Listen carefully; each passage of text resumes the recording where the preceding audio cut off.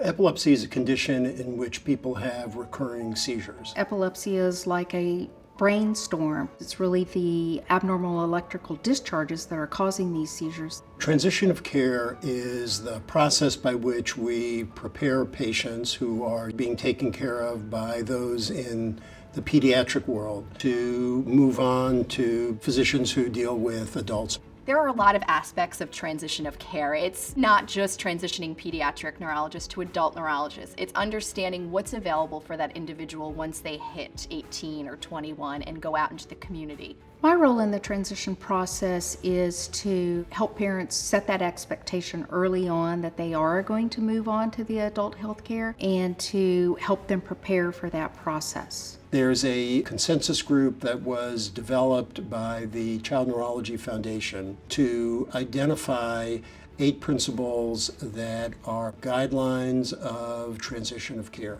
I actually learned a lot about the transition process after my younger brother Michael, the one who has LGS, transitioned. And I think that's what happens in a lot of situations when you're not educated about what needs to happen, beforehand. That's why I'm so passionate about informing families about transitioning, is because this is a process, it's not an event, and you want to be prepared early on and not fall into the same situation that our family did.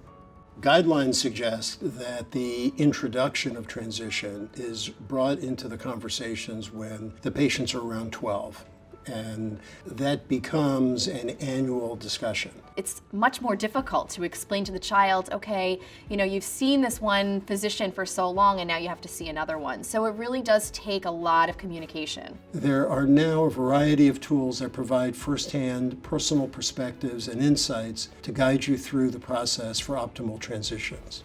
In a competency assessment, the neurologist will basically look at the individual or the patient with epilepsy or LGS and determine how independent that patient can be. Can they take medication on their own? Can they live independently after they transition? There's also these other legal implications and other long-term planning implications that have to be considered. Legal guardianship, for example. What happens when Michael leaves school at the age of 21? Where will he go? Will he go to a day program? Will we go to a group home? These are things that we put in the back of our mind and said, let's think about them when we need to cross that bridge. And unfortunately, sometimes you really need to think about them much earlier. I'm a member of a whole team that consists of epileptologists, social worker, dietitian, nurses, and myself. I think it's also important to review the plans annually and understand how the plans fit into our current understanding of transition of care. I love the joint meetings with the pediatric neurologist and the adult neurologist. That is sort of like we're on the same page. And I think it also provides a level of comfort that it's really a positive move towards growing up. It is a graduation to the adult neurologist. It's a message of we are one team and this is not going to have to stop to then start.